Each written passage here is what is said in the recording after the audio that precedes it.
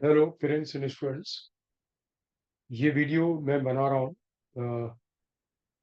बस रिसेंटली जो टेस्ट हुआ, बच्चों की टेस्ट में परफॉर्मेंस देखी और उस परफॉर्मेंस को जब एनालाइज किया मैंने, तो मुझे ऐसा लगा कि मुझे इस वीडियो को बनाना चाहिए। तो आपके लिए एक एडवाइजरी वीडियो है जो कि मैं बना रहा हूँ। तो आप ठीक से देखेंगे। फिर आप इसे मैंने इसे लाइव इसलिए नहीं किया है कि डिफरेंट बच्चों की और प्रॉब्लम्स डिफरेंट होती हैं। फिर अब आप बीच में कोई कोई क्वेश्चंस मुझसे पूछते, तो उस केस में क्या होता कि मैं उसका जो मेरी एनालिसिस है, मैं उस पूरी एनालिसिस को आप तक ठीक से पहुंचा नहीं पाता, क्योंकि मैं कुछ एक स्पेसिफिक प्रॉब्लम्स के से डील करने में मेरा टाइम चला जाता। तो इसलिए मैं जो वीडियो है, ये केवल ऐसा नहीं कि बिल्कुल रीसेंट टेस्ट, कुछ एक टेस्ट के ऑब्जर्वेशंस कि उनमें क्या कैसे हुआ। तो दोनों चीजें हैं, टेस्ट के ऑब्जर्वेशंस पे बेस्ड भी है और साथ में कि बच्चों का भी ऑब्जर्वेशन है मेरा कि वो असाइनमेंट्स के सॉल्व करने में कितना टाइम देते थे, किस बच्चे ने असाइनमेंट सॉल्व किए और हमसे डाउट्स पूछे, और किस बच्चे ने असाइनमेंट सॉल्व करके डाउट्स ही नहीं पूछे। कौन से बच्चे हैं कि जो कहीं पे गूगल या किसी और यूट्यूब चैनल की हेल्प लेते हैं। So overall, based upon everything, I have analyzed the things and I'm making this video. तो आप ध्यान से देखेंगे। ये सबसे पहले होता है कि जो स्कूल गोइंग किड्स हैं 11th में या 12th में, तो उनमें से जेई एक्सपीरियंस दो तरीके के होते हैं। जेई एक्सपीरियंस में कुछ एक वो होंगे जो कि नॉन अटेंडिंग स्कूल में हैं, और कुछ एक बच्चे जो कि एक रेगुलर स्कूल में होते हैं, वो लोग होते हैं। अब रेगुलर स्कूल वाले बच्चे को कुछ टाइम भी स्कूल में देना होगा। जब वो टाइम देगा वहां पे उसकी कुछ एनर्जी भी जाएगी, और साथ में कुछ मतलब टीचर्स के स्कूल के पीसीएम का पढ़ाना और हमारा पढ़ाना, उसमें कहीं ना कहीं पे कुछ एक कॉन्सेप्चुअल कॉन्ट्रडिक्शंस भी आएंगे बच्चे के दिमाग में, क्योंकि बच्चा जब स्टार्टिंग में, जब उसकी लर्निंग स्टार्ट होती है और सब्जेक्ट मैटर को पूरी तरीके से नहीं समझ पाया, तो अगर वो बात दो डिफरेंट तरीके से बोली जा रही है, तो फॉर श्योर उसमें कुछ ना कुछ कॉन्ट्रडिक्शंस लर्निंग के ड्यूरिंग जनरेट होते हैं। स्कूल में रेगुलर जाने में आजकल जैसा कि सीबीएसई का करिकुलम है, बेसिकली जो गवर्नमेंट का के सजेशंस हैं कि what they should include in the academic curriculum, उसमें काफी कुछ प्रोजेक्ट वर्क पे भी स्ट्रेस करते हैं वो लोग। तो मैं एक एक चीज पे आऊंगा। अलॉन्ग विद दैट, जो बच्चे रेगुलरली स्कूल जा रहे हैं उन्हें बार बार स्कूल में किसी टेस्टिंग के थ्रू भी गुजरना पड़ता है। मतलब बार बार उनके स्कूल्स में क्या होते हैं, कुछ ना कुछ टेस्ट पेपर्स आते रहते हैं, तो उन्हें उस टेस्टिंग के थ्रू भी गुजरना पड़ता है। और जो बच्चे नॉन अटेंडिंग स्कूल में हैं, उनके साथ ये चीजें निल है। मतलब time, energy, conceptual contradictions, project work involvement, regular testing school वाले पार्ट में, ये बिल्कुल निल है जो बच्चे नॉन अटेंडिंग में है। But this video I am not making to promote the non attending culture. मैं इसे बिल्कुल इलीगल मानता हूँ। मतलब दिस इलीगल वे, और इससे इंडिया के कितने सारे बच्चे जो कि स्कूल जाते हैं, उन बच्चों के लिए कंपटीशन रिलेटिवली बहुत टफ हो जाता है। ये तो ये एक्चुअली गवर्नमेंट का है, ये गवर्नमेंट की रिस्पॉन्सिबिलिटी है कि कंपटीशन को सबके लिए इक्वल बनाना। तो ये चीज परमिटेड नहीं होनी चाहिए। आज के अगर मैं बात करूं, कोई अब से 15 साल पहले, तो आज के 15 ईयर्स बैक ये बिल्कुल भी ऑलमोस्ट नहीं होता था। सारे बच्चों को स्कूल जाना पड़ता था, सारे बच्चों के लिए कॉम्पिटिशन्स इक्वल होते थे। किसी के लिए कोई ये जो अनफेयर चीज हो रही है, ये एक तरीके से नहीं होता था। बड़ी स्कूल्स और बड़े सिस्टम्स के टाई अप्स, जो हमारी फील्ड के बहुत बड़े सिस्टम्स हैं, उनके tie ups, and government knows very well about this, क्योंकि वो पैटर्न, हर एक चीज को इतना लीगलाइज कर दिया जाता है. Government knows it, but either they don't want to work on it, or they that has been legalized so much that they cannot do anything for it. So let's forget that. हम लोग को बात करनी है, हमारे जो most of the students हैं, they fall into this category, वो इस कैटेगरी के, और हमें इसी की बात करनी है. इस करिकुलम को हम जीरो पे नहीं ला सकते हैं, और ना ही मैं जीरो पे लाने के लिए सजेस्ट करूंगा, और आप भी जीरो पे लाने के लिए मतलब बच्चे से बोले, ऐसा नहीं. लेकिन हम इस करिकुलम को इतना रेगुलेट कर सकते हैं, हम इस करिकुलम को काफी रेगुलेट कर सकते हैं, और इस तरीके से कर सकते हैं कि बच्चे के जेई और नीट की प्रिपरेशन में कोई इंटरफेरेंस नहीं होगा. I tell you how. It took me some days to think about it. आप देखेंगे, सबसे पहले हुआ टाइम की बात. टाइम में एक स्कूल्स में काफी ऑफ आते रहते हैं, मतलब Dussehra, Diwali, this festival, that festival, बहुत से स्कूल्स में सैटरडे भी ऑफ होता है. अब उसके बाद है कि जनरली बच्चे बोलते हैं कि स्कूल टीचर्स बोलते हैं कि उन्हें 75% अटेंडेंस जरूरी है. ठीक है, मे बी कि स्कूल का रूल होगा या सीबीएसई से ऐसे ऑर्डर होंगे, तो कि इतनी परसेंट अटेंडेंस जरूरी है. क्योंकि अगर 11 फैक्टर रेगुलेट हो जाता है, 11 फैक्टर अगर ठीक से रेगुलेट हो गया, 11 फैक्टर, 11 फैक्टर और 11 फैक्टर ठीक से रेगुलेट हो गया, तो फिर 11 फैक्टर तो ऑटोमेटिकली रेगुलेट हो गया, और इस वाले फैक्टर के रेगुलेट करने में कोई बहुत बड़ी प्रॉब्लम नहीं है. राइट. सो इस चीज को कैसे रेगुलेट किया जा सकता है, इसकी स्टार्टिंग इनफैक्ट इस वाले पॉइंट से ही होगी, इस वाले पॉइंट से होगी. और मैंने ये देखा कि बहुत से बच्चे जब एक 2 ईयर कोर्स ज्वाइन करते हैं, तो इनिशियली स्कूल का बर्डन बहुत कम होता है, या स्कूल्स स्टार्ट नहीं हुए होते हैं, या स्कूल्स में बिकॉज बच्चों में स्विचिंग ओवर चलता है कि नॉन मेडिकल से मेडिकल, मेडिकल से non medical, humanities, commerce and all, तो स्कूल का करिकुलम बहुत ही क्विक नहीं चलता है, स्कूल के टेस्ट भी काफी लेट स्टार्ट होते हैं. तो कुछ बच्चे क्या करते हैं कि इस पॉइंट को इसी टाइम पे समझ लेते हैं. व्हाट, आप जब यहाँ पे कोचिंग में कोई भी क्लास कर रहे हैं, तो सबसे पहले आपकी दो चीजें, they should be very very clear to you. पहली चीज में क्या होनी चाहिए, दोनों फैक्टर्स, व्हाट, कि हमारे साथ एक बिल्कुल perfect working,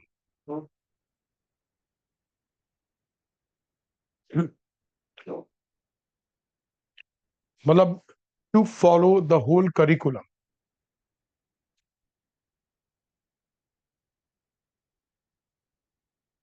all over instructions and curriculum. And second, trust. Second thing is what? Trust. अगर बच्चों का यहाँ पे, क्योंकि सिलेबस स्कूल से आगे चलता है, हमें स्टार्टिंग का टाइम मिल जाता है, तो उस टाइम पे जब हम 2 या 3 चैप्टर्स कंप्लीट करा देते हैं, मे बी 2 चैप्टर से 3 चैप्टर्स, अगर बच्चों ने उस टाइम पे सब कुछ बिल्कुल स्ट्रिक्टली फॉलो किया, immediately after the completion of chapter, they attempted the assignment, they revised it properly, they attempted the assignments, they reported the doubts in the assignment timely, they participated in the doubt solving sessions, और trust factor इतना strong था कि जैसा यहाँ पे promised है कि school और स्कूल बोर्ड या जेई का, नीट का सब कुछ कवर होगा, दे ट्रस्टेड अपॉन अस. तो होगा क्या कि वो लोग इमीडिएटली उनके स्कूल में जब भी टेस्ट होंगे, वो बच्चे इतना परफॉर्म करेंगे कि अगर वो बच्चे स्कूल में स्टार्टिंग से ही 50% अटेंडेंस करते हैं, 50% अटेंडेंस करते हैं, उनके स्कूल टीचर्स को और स्कूल अथॉरिटीज को जनरली कोई प्रॉब्लम नहीं होगी। स्कूल टीचर्स को और अथॉरिटीज को प्रॉब्लम तब होती है, टीचर्स रिपोर्ट करते हैं कि बच्चा क्लास में परफॉर्म नहीं कर रहा, टेस्ट में परफॉर्म नहीं कर रहा है।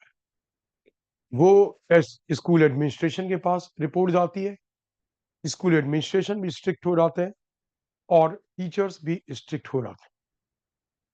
तो अगर आप पहले टेस्ट से ही परफॉर्म कर रहे हैं, लेकिन मान लीजिए चलिए वो टाइम चला गया, अभी भी ये काम स्टार्ट हो सकता है। अभी भी जैसे ही ये काम स्टार्ट होगा, तो आपका सबसे पहला ट्रस्ट जनरेट होगा। Whatever you are learning conceptually, it is all through us. सब कुछ हमारे थ्रू है। वो स्कूल वाला पार्ट है, फिजिक्स केमिस्ट्री मैथ्स और बायोलॉजी में, और या फिर स्कूल वाला पार्ट है, जेई वाला पार्ट है, एवरीथिंग इज थ्रू अस। सब कुछ हमारे थ्रू है। तो आपको स्कूल के फैकल्टी से कॉन्ट्रडिक्शन नहीं होगा। आपका विजडम लेवल इस लेवल पे पहुंच जाएगा कि जब स्कूल में फैकल्टी मेंबर्स, टीचर्स कुछ कराएंगे, आप उसे प्रॉपरली रिलेट कर पाओगे।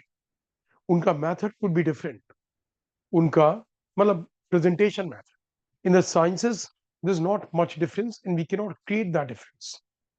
The difference is only in level, up to what level somebody is covering, what kind of examples are being covered, and what way they are getting it written, कैसे notes दे रहे हैं, उसमें फर्क होगा।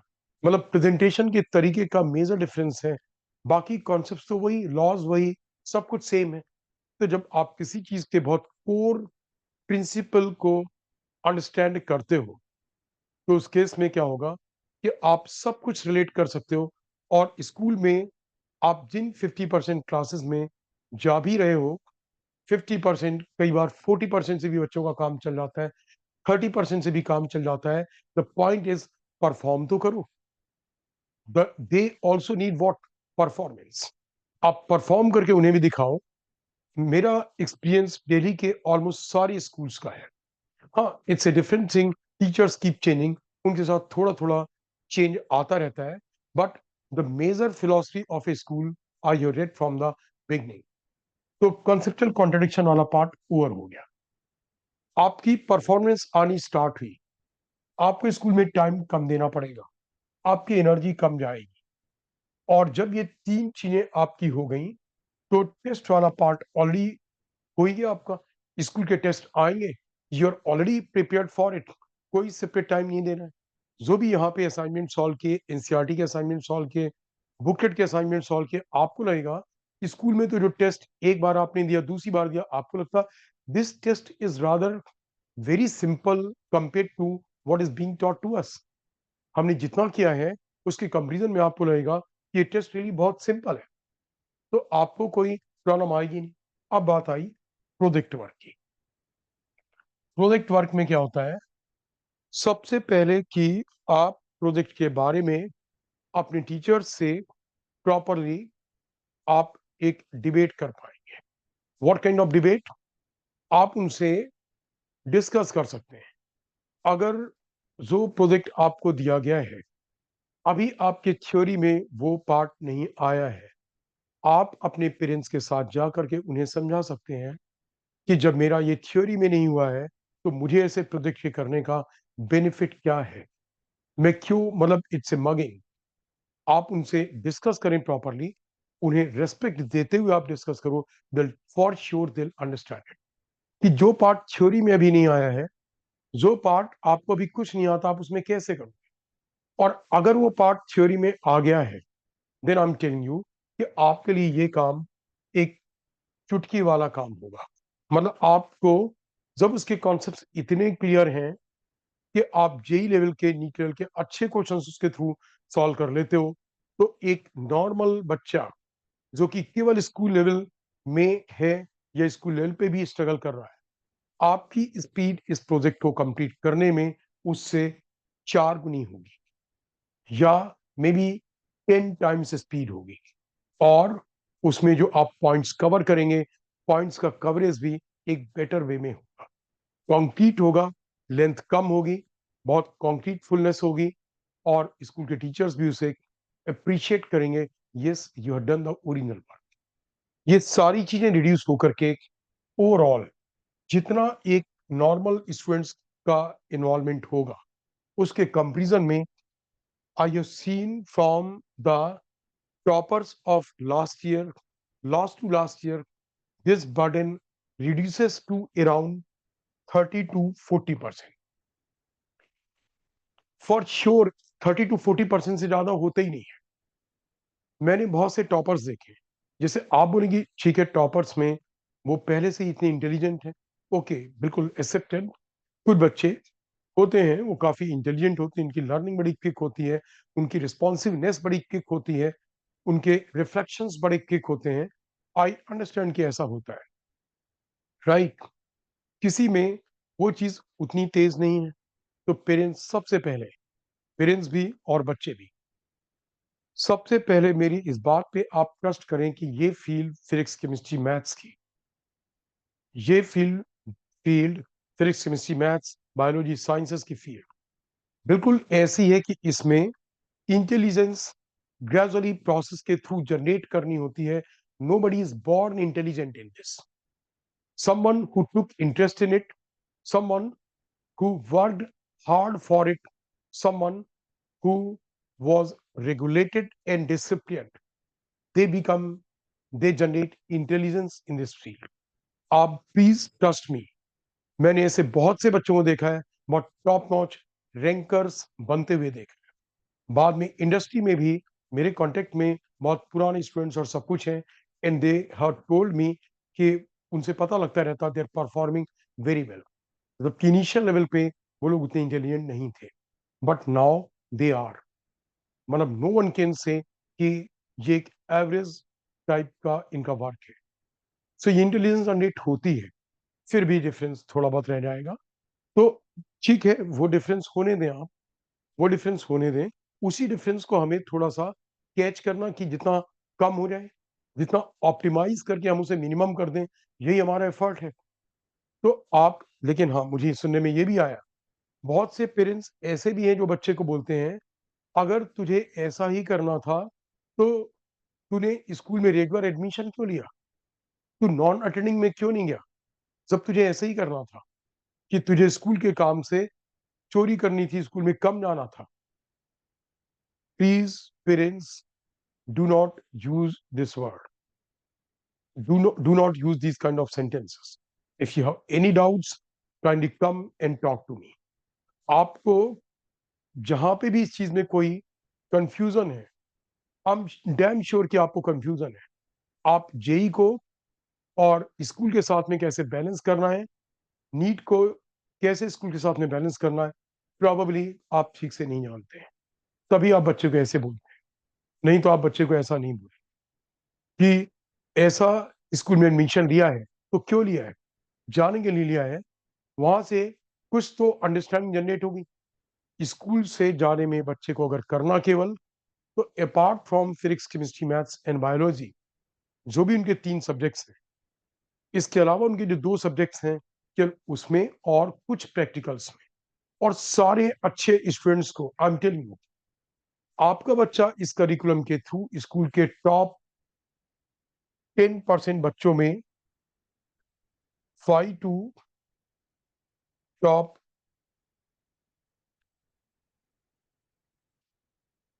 Top 1 to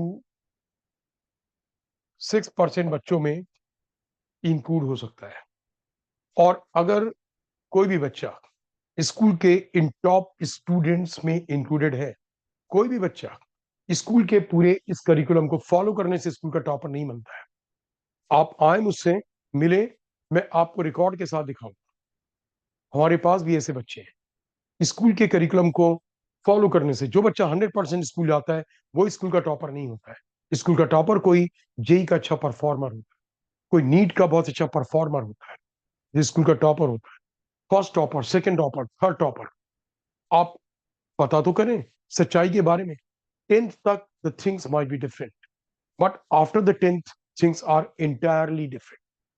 तो इस चीज को फॉलो कराना बहुत जरूरी है, मुझे आपको समझाना पेरेंट्स बहुत जरूरी है। वो टॉप 6% में स्कूल के हो जाएगा, और अगर टॉप 6% में हो गया, school authorities, school principal, everyone will be for them. अभी लास्ट ईयर के रिजल्ट में भी ऐसा है, कुछ बच्चों ने मेरी बात 11th में ये मानी स्टार्ट की, they became the toppers of their school, they became the very very high percentile score in the JEE Main, 99 percentile के ऊपर पहुंच गए। ऐसे सारे बच्चे जितने भी ऐसे थे। और उसके बाद कुछ बच्चों ने 12th में इस चीज को फॉलो करना स्टार्ट किया, फिर भी वो लोग ऑलमोस्ट 98% परसेंटाइल को टच करने लगे, और स्कूल में भी अच्छी परसेंटेज। और बहुत से लोगों ने नहीं फॉलो किया, वो लोग, कुछ लोग इससे मॉडरेट ही फॉलो करते रहे, वो थोड़ा और नीचे गए, स्कूल में भी और जेई में भी, दोनों में गए, स्कूल जेई नीट सब में गए। तो मेरा पॉइंट ये है कि आप इस चीज में प्लीज कंफ्यूजन मत रखें। सबसे बड़ा ट्रस्ट और कंफ्यूजन, अगर ये ट्रस्ट आपको नहीं है पेरेंट्स, और वो कंफ्यूजन आपके दिमाग में है विदाउट एनी एक्सपीरियंस, आपको एक्सपीरियंस आज के 20 साल पहले का है, 25 साल पहले का है, forget that. School system have changed, the mode of preparation have changed, सब कुछ चेंज हो गया है, और आप बिल्कुल उसी करिकुलम में बिल्कुल वैसे ही लगाने वाले। We modify our curriculum, we modify our tricks, we modify our technology every year, because we are currently in touch with what is school curriculum, what is JEE curriculum, what is NEET curriculum. We keep modifying it. So kindly come and talk to us. और I understand कुछ एक school में teachers होते हैं ऐसे, मतलब होता है, there are different kind of human beings. कुछ एक टीचर्स ऐसे होते हैं, उन्हें अपने पता नहीं उन्हें अपनी लाइफ से कुछ प्रॉब्लम है, वो लोग बच्चों को फालतू में तंग करते हैं, कभी प्रैक्टिकल को लेकर के, कभी किसी चीज को लेकर के, कभी किसी चीज को लेकर के। बट फिर भी मैं कहूंगा कि वो लोग भी टीचर्स हैं, टीचर्स कम्युनिटी फिर भी रिलेटिवली काफी अच्छी कम्युनिटी होती है। तो आपका बच्चा जब एक बार उनके क्वेश्चन का ठीक से स्कूल में ठीक से जवाब देगा, दूसरी बार ठीक से जवाब देगा, आपका बच्चा कभी उन्हें इंसल्ट नहीं करता है, उनकी रिस्पेक्ट करता है, आपका बच्चा परफॉर्म भी अच्छा करता है, वो लोग भी 1 महीने के बाद, 10 दिन के बाद, 15 दिन के बाद वो लोग भी कोऑपरेटिव हो जाएंगे। और अगर कोई फिर भी नहीं होता है, तो try to ignore them, this is the only way, so that कि आपका बच्चा eventually, the success is what, कि बच्चा अगर परफॉर्म कर पाता किसमें, अगर बच्चा परफॉर्म करता है किसमें, जेई नीट इसमें परफॉर्म करता है, बिकॉज जेई नीट, सीयूईटी भी इसी से कनेक्टेड है, उसके भी पेपर्स उन्हीं कॉन्सेप्ट पे बेस्ड हैं।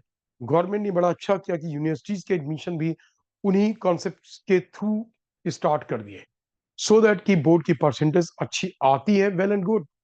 बट अगर किसी केस में अच्छी केवल बोर्ड की परसेंटेज आती है, कॉन्सेप्चुअल क्लैरिटी नहीं है, तो वो बच्चे सीयूटी में भी परफॉर्म नहीं कर पाएंगे।